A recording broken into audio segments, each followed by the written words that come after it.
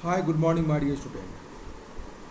Today we are going to start your class 11th history, chapter 3, an empire across three continents. We will continue this chapter because last day, my last video,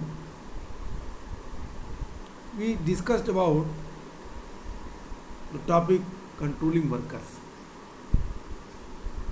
in which we study about the condition of slaves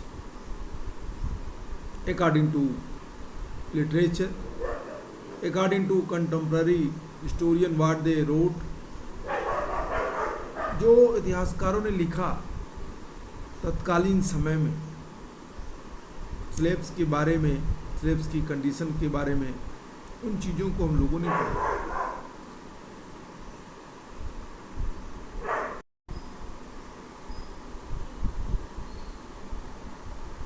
slabs की conditions और उनके साथ उनके master की जो relations थे वो कैसे थे, इन चीज़ों को हमने पढ़ा। हम लोगों ने एक एग्जाम्पल दिया जहाँ पे हम लोगों ने लूसियस पेडेनियस सेकेंड के बारे में बात की। लूसियस पेडेनियस सेकेंड का जब एक दास ने कत्ल कर दिया तो सारे दासों का जो एक छत के नीचे रहते थे, एक रूफ के नीचे रहते थे, उनकी सबकी हत्या कर दी गई। अब यहाँ पे कई सारी चीज़ें एक साथ जुड़ती हैं। क्या सारे दासों का इस तरह का व्यवहार होता था? क्या जो वो लिख रहे थे वो सही था? जब हम बाद में चैप्टर को कंक्लूड किए तो वहाँ पे हमने आपको बताया कि दासों को कभी कभी मालिक फ्री छोड़ देते थे, कभी कभी उन्हें प्रॉपर्टी का कुछ हिस्सा भी दे देते थे, और कभी कभी तो उन्हें पूरी प्रॉपर्टी दे देते थे। ये सारी चीज़ें हम लोगों ने लास्ट टॉपिक कंट्रोलिंग वर्कर्स में पढ़ी। Today we will try to understand the next topic, social hierarchies. Social hierarchies, सामाजिक श्रेणियाँ। Let us stand back from the details now and try and get a sense of the social structure of the empire. Tacitus described the leading social groups of the early empire as follows: senators, Spartus led fathers, leading member of the equestrian class, the respectable section of the people, those attached to the great house, the unkempt lower class, plebis sordidia, who tells us were addicted to the circus and theatrical display, and finally the slave in the early 3rd century, when the Senate numbered roughly 1,000, approximately half of all senators still came from Italian families. By the late empire, which start with the rising of Constantine I in the early part of the 4th century, the first two groups mentioned by Tacitus, the senators and the equites, had merged into unified and expanded aristocracy, and at least half of all families were of African or Eastern origin. This late Roman aristocracy was enormously wealthy, but in many ways less powerful than the purely military elites, who came almost entirely from non-aristocratic backgrounds. The middle class now consisted of the considerable mass of persons connected with the imperial services in the bureaucracy and the army, but the more prosperous merchants and farmers, of whom there were many in the eastern province. Tacitus described this respectable middle class clients of the great senatorial house. Now it was chiefly government service and dependence on the state that sustained many of these families. Below them were the vast mass of the lower classes, known collectively as the humiliarious, lit lower. The comprised the rural labor force of which many were permanently employed on the large estate, workers in industrial and the mining establishment, migrant workers who supplied much of the labor for the grain and olive harvest and for the buildings industry, self-employed artisans who, it said, were better fed than wage, the laborers, large mass of casual laborers, especially in the big cities, and of course the many thousands of slaves that were still found all over the Western Empire in particular. My dear, having read this paragraph, what we understand? That is very important. First, you have to understand that the whole Roman society categorized the different part. Upper to lower conditions, that was in the form of the hierarchical, एक क्रम के अनुसार, एक श्रेणी के अनुसार बटेगी. अगर हम रोम के द्वारा प्राप्त सूचनाओं पर ध्यान दें,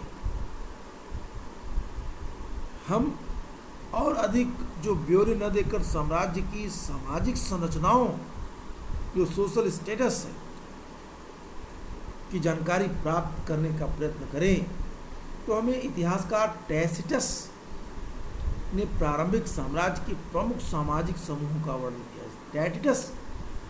टैसिटस है वो हमें सोशल हायरार्की के बारे में इंफॉर्मेशन देता है. टैसिटस ने जो वर्णन किया है वो इस प्रकार, वो कहता है सेनेटर के लिए उसने एक वर्ड का यूज किया. देखिए, कहता है senators the patres, it means father. Patres इसका शाब्दिक अर्थ हुआ फादर, पिता. सेनेटर के बाद सेकंड कहता है अश्वारोही, leading member of the equestrian class, इक्वेटाइट्स,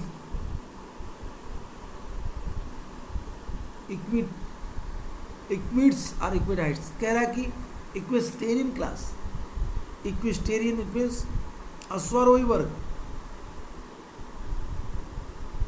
ये कौन थे? ये निश्चित रूप से योद्धा वर्ग के लोग रहे होंगे. अश्वारोही वर्ग के प्रमुख सदस्य, इनका जनता में एक सम्मानजनक स्थान था. इनके संबंध में, जिनका संबंध, जो ये इक्वेस्टेरियन लोग हैं, जो ये नाइट्स हैं, उनका संबंध एलिट क्लास फैमिली से रहा होगा. और इसके बाद कहता है लास्ट में द लोअर क्लास प्लेबस सॉर्डिडा, जो फूहड़ वर्ग है, निम्न वर्ग है, कमीनकारू है, प्लेबस सॉर्डिडा, जो इनके अनुसार सर्कस, थिएटर, तमाशे दिखाने के आदि थे. और बाद में दास, चौथी श्रेणी में दास.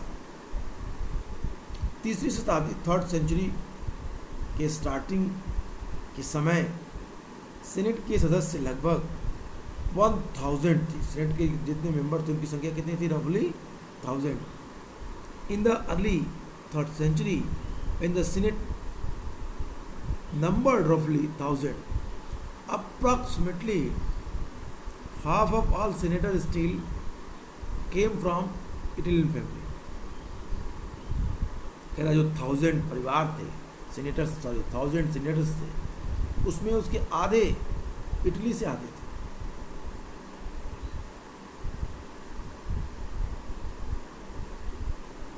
साम्राज्य के परवर्ती काल में जो 4th century एडी के समय प्रारंभ हुई, 4th century के प्रारंभिक भाग में कांस्टेंटाइन फर्स्ट के शासनकाल में आरंभ हुआ।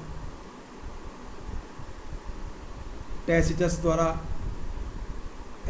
उल्लिखित, टैसिटस द्वारा बताए गए 2 समूह सेनेटर्स और नाइट या अश्वारोही एकीकृत होकर एक विस्तृत एरिस्टोक्रेसी बन चुके थे। सेनेटर्स और नाइट एरिस्टोक्रेसी के रूप में अपने को कन्वर्ट कर लिए थे, बदल लिए थे। कहता है by the late empire which start with the reign of Constantine I, the early part of the 4th century, the first 2 groups mentioned by Tacitus, the senators and the equites, had merged into unified and expanded aristocracy। had merged, दोनों ने अपने को क्या किया? एक साथ मिला लिया, सीनेटर्स और equites. And at last half of all families were of Africans और eastern origin, and at least half of all families, आधा इटली के लोग हैं और आधा जो लोग हैं वो इक्वेटेरियंस या कहाँ के हैं? अफ्रीका के। कहता है सीधा सीधा कहता है कि एक बड़ी एरिस्टोक्रेसी बन गई सेनेटर्स और इक्वेटाइट्स की मदद से, और उनके परिवारों में से कम आधे परिवार अफ्रीकी तथा पूर्व मूल के थे। यह परवर्ती रोमन या लेटर रोमन, इट मीन्स क्या कहता है, ये जो चीज़ें थी now was chiefly government service and dependence on the house। Now it was chiefly government service and dependent on the state that sustained many of these families। Below them were the vast mass of the lower classes known as collectively the humiliarious lit lower। कहते हैं परवर्ती Roman अभिजात्य जो elite class के थे वो अत्यधिक धनवान थे, किंतु कई तरीकों से विशुद्ध रूप से सैनिक संभ्रांत वर्ग से कम शक्तिशाली थे, जिनकी पृष्ठभूमि अधिकतर अभिजात वर्गीय नहीं थी। मध्यम वर्गों में नौकरशाही और सेना की सेवा से जुड़े लोग शामिल थे, किंतु इसमें अपेक्षाकृत अधिक समृद्ध सौदागर मतलब व्यापारी और किसान शामिल थे, जिनमें से बहुत सारे लोग पूर्वी प्रांतों से थे। टैसिटस ने सम्माननीय मध्यम वर्ग का महान सीनेट गृहों के आश्रित के रूप में वर्णन किया है। मध्यम वर्ग को कहता है कि वो क्या थे? सीनेट गृहों के आश्रित क्लाइंट्स के रूप में वर्णन किया है। मुख्य रूप से सरकारी सेवा और राज्य पर निर्भरता ही इन मध्यम वर्गीय परिवारों का भरण पोषण कर रही थी। समाज में एक मिडिल क्लास भी था जिसका उल्लेख टैसिटस करता है।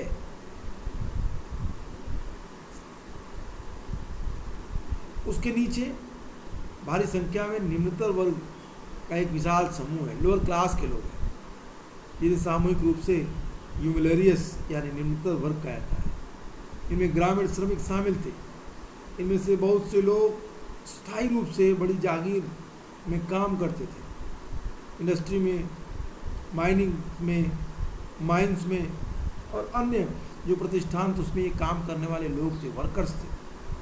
कुछ प्रवासी कामगार जो अनाज के तथा ओलिव ऑयल के फसलों की कटाई का निर्माण उद्योग के लिए अधिकांश श्रम की आपूर्ति करते थे। स्वनियोजित शिल्पकार जो ऐसा बताया जाता था कि मजदूरी पाने वाले श्रमिकों की तुलना में बेहतर खाते पीते थे। मतलब जो ऐसे आर्टिसंस थे जो खुद ही कोई चीज़ बनाते थे, उनकी कंडीशंस लेबर की तुलना में अच्छी थी। कहता है टैक्टिटस described this respectable middle class as client of the great senatorial house. Now it was chiefly government service and dependence on the state that sustained many of these families. Below them were the vast mass of the lower classes.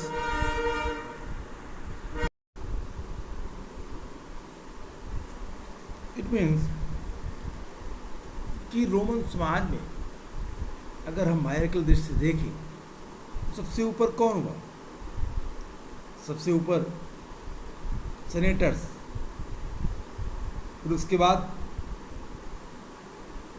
क्रम से अब नीचे आते चले जाए तो senators, middle class, फिर एक ऐसा वर्ग जो पीजेंट्स हो, गांव में खेती करता हो अपनी ज़मीन पे, और सबसे लास्ट में वो लोग होंगे जो डेली वेजेस पे काम करने वाले वर्कर्स हों, जो बाहर से मंगाए जाते हो। तो इस तरह से अगर आप अलग अलग इनकी व्याख्या देखें, अलग अलग इनकी एक्सप्लेनेशन को देखें, तो आप आसानी से इन चीज़ों को समझ सकते हैं। I hope you are getting understand what I am saying. It is very clear that in the Roman society the different part, different forces, कई सारे पार्ट थे। जैसे फिर मैं एक बार उसको बता देता हूँ कि अगर हम पूरे चीज़ को, रोमन साम्राज्य को देखें जो टेस्टस एक्सप्लेन करता है। टेस्टस कहता है कि समाज में कई सारे वर्ग थे। कहता है सेनेटर्स, जिन्हें पैट्रस कहते थे, जिसका अर्थ था पिता। फिर कहता है वो इक्वाइटस। इक्वाइटस कौन थे? तो कहता है इक्वाइटस अश्वारोही थे, घुड़सवार थे। ये बाद में सेनेटर्स और इक्वाइटस एक साथ मिलकर के एक बड़े एरिस्टोक्रेसी का निर्माण करते हैं। सीनेट मेरे जो 1000 की संख्या थी उसमें 1000 लोग, 1000 लोग जो थे उसमें 50% इटालियन मूल के थे, इटालियंस थे, और 50% जो थे वो अफ्रीका तथा पूर्वी मूल के थे। इसके अलावा जो एक बड़ी बात थी वो ये था कि रोमन सोसाइटी में एक मिडिल क्लास का भी अस्तित्व दिखाई देता है, मध्यम वर्ग। कहता है कि अगर रोमन साम्राज्य में आप जाएं, कहता है this late Roman aristocracy was enormously wealthy but in many ways less powerful than the purely military elites who came almost entirely from non-aristocratic backgrounds. The middle class now consisted of the considerable mass of the person connected with the imperial services in the bureaucracy and army, and also the more prosperous merchants and the farmers, of whom there were many in the eastern provinces. कहता है एकीकृत जो व्यवस्था थी, टेस्टस ने जो लिखा है साम्राज्य के परवर्ती का लेटर पीरियड में 4th सेंचुरी एडी के आसपास के प्रारंभिक समय में कॉन्स्टेंटाइन प्रथम के शासन काल में ये व्यवस्था आरंभ हुई। टेस्टस लिखता है कि सेनेट और इक्वाइटस मिलकर के एक बड़े ब्यूरोक्रेट अरिस्टोक्रेसी बन गए और इनके कुल में से कम आधे परिवार जो अफ्रीकी मूल के थे वो परवर्ती रोमन अभिजात वर्ग अत्यधिक धनवान था, किंतु कई तरीक़ों से ये लोग सैनिक जो मिलिट्री इलिट्स थे उनके वर्ग में कम शक्तिशाली थे, जिनकी पृष्ठभूमि अधिकतर इलिट क्लास की थी।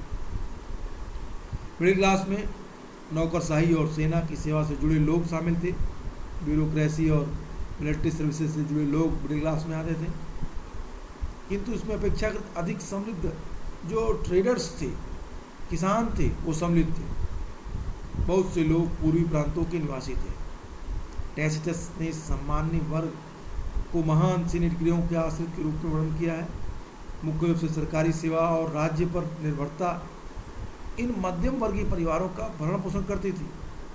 इसके नीचे एक बड़ा वर्ग है जिसे वो कहता है, एक स्पेसिफिक नाम देता है, ह्यूमिलेरियस क्लास, यानी निम्नतर वर्ग। इसमें ग्रामीण, श्रमिक सभी लोग शामिल थे।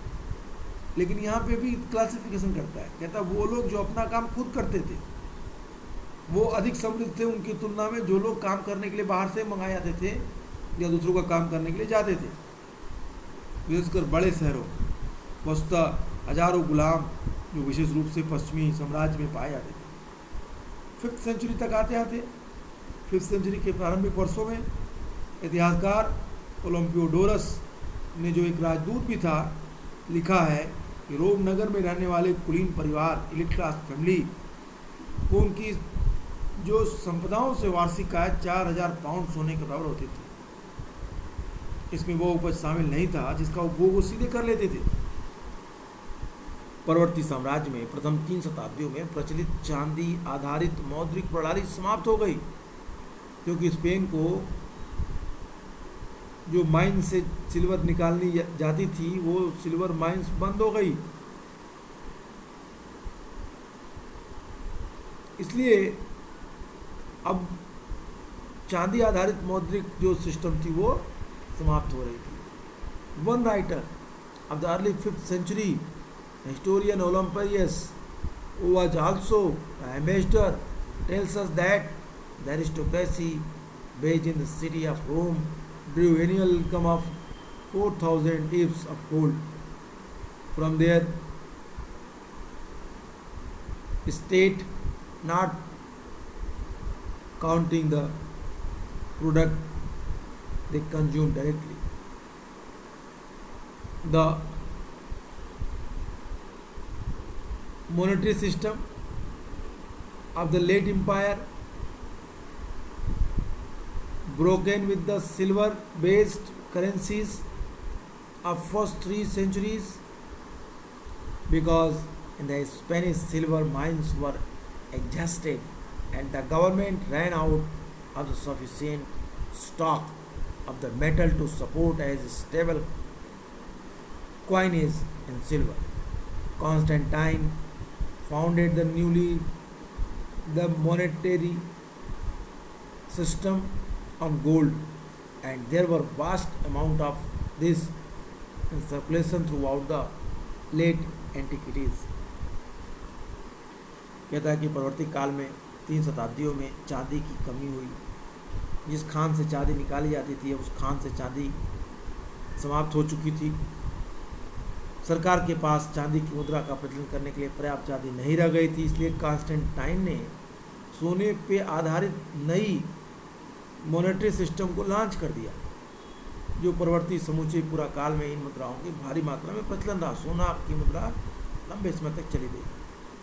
रोमन साम्राज्य के परवर्ती काल में लेटर फेजेज में वहाँ की नौकरशाही तथा उच्च और मध्यम वर्ग अपेक्षाकृत बहुत धनी थे, क्योंकि उन्होंने अपना वेतन सोने के रूप में मिलता था और वे अपनी आमदनी को बहुत बड़ा हिस्सा जमीन जैसी परिसंपत्तियाँ खरीदने में लगाते थे।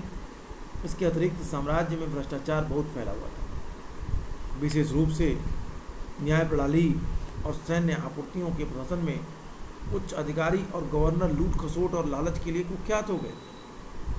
लेकिन सरकार ने इस प्रकार के भ्रष्टाचार को रोकने के लिए खूब प्रयास किया, बार बार हस्तक्षेप किया। इस संबंध में हमें पता चलता है कि सरकार द्वारा अनेक कानून बनाए गए थे जो करप्शन को रोकने के लिए थे। साथ ही इतिहासविदों तथा अन्य बुद्धिजीवियों ने ऐसे भ्रष्ट कारनामों की खुलकर निंदा की, उसकी आलोचना की। यह तत्व तो अभिजात वर्ग एवं श्रेणी जगत के उल्लेखनीय विशेषताओं है। रोम राज्य तानाशाही पर आधारित था। वहाँ असहमति या आलोचना को कभी कभार ही बर्दाश्त किया जाता था। आमतौर पर सरकार का विरोध का उत्तर हिंसात्मक कार्रवाई से दी जाती थी। विशेष रूप से पूर्वी भाग के शहरों में, जहाँ अक्सर निडर होकर सम्राट का मजाक उड़ाया जाता था। तथापि 4th सेंचुरी तक आते आते रोमन कानून की एक प्रबल परंपरा का उद्भव हो चुका। उसमें सर्वाधिक भयंकर सम्राटों पर भी अंकुश लगाने का काम किया था। सम्राट लोग अपनी मनमानी नहीं कर सकते थे और नागरिक अधिकारों की रक्षा के लिए कानून का सक्रिय रूप से प्रयोग किया जाता था। इसलिए 4वीं शताब्दी के अंतिम दशकों में एम्ब्रोस जैसे शक्तिशाली बिशप के लिए यह संभव हो पाया कि यदि सम्राट आम जनता के प्रति अत्यधिक कठोर और दमनकारी हो जाए तो बिशप भी उतनी ही अधिक सख्ती से उनका मुकाबला करें।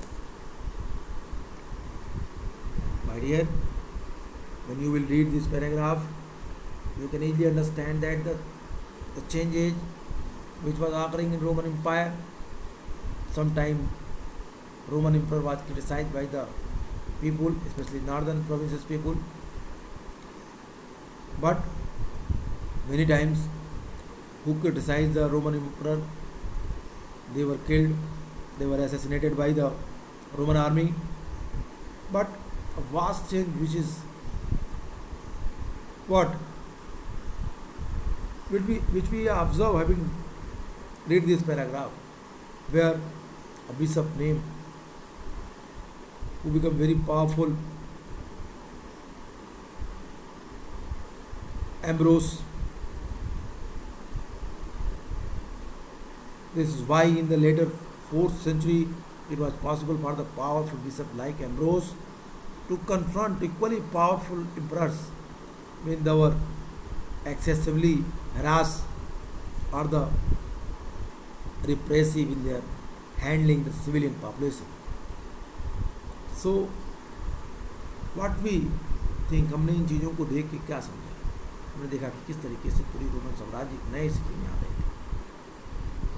हमने ये देखा कि किस तरीके से साम्राज्य जो रोम का था वहाँ पे अब राजा के अगेंस्ट एक सत्ता खड़ी हो चुकी थी, वो क्लेर्जी की थी। एम्ब्रोस को इतना पावर जनता ने दे दिया कि यदि सम्राट कोई ऐसे गलत कार्य करे तो सम्राट का प्रत्युत्तर वो दे सके। तो आज के लिए इतना ही, फिर मिलेंगे अपनी क्लास में next. Goodbye and take care.